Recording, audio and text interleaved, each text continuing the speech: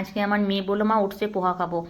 তা আমি ওটসে পোহা ওর জন্য বানালাম। দেখো সমস্ত কিছু আনাজ আমি কেটে নিয়েছি, যেমন আলু, গাজর, ক্যাপসিকাম, তারপরে তোমার কাঁচা লঙ্কা চিড়ে দিয়েছি, টমেটো সমস্ত কিছু কেটে কুচি কুচি করে রেখেছি এক সাইডে, বিনসও দিয়েছি।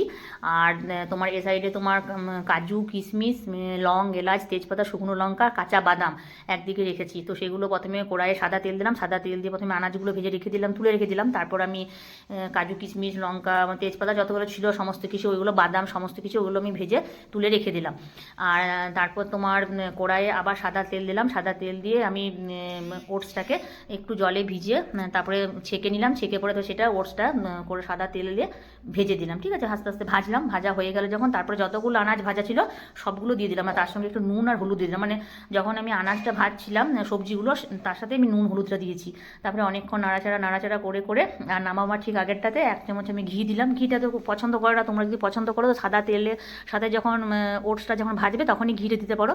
আর তারপর নামাবার আগে হালকা চিনি দিলাম।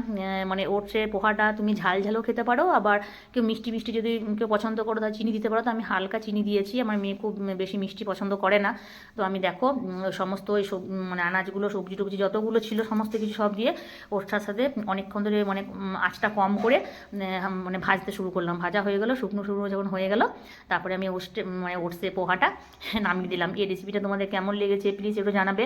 আর তোমাদের বাড়িতে যদি ছেলেমেয়েরা সবজি না খায় তাহলে এটা মানে মাঝে মাঝে বানিয়ে দিতে পারো, আর খুব টেস্ট হয় আর খুব খেতে ভালো হয়।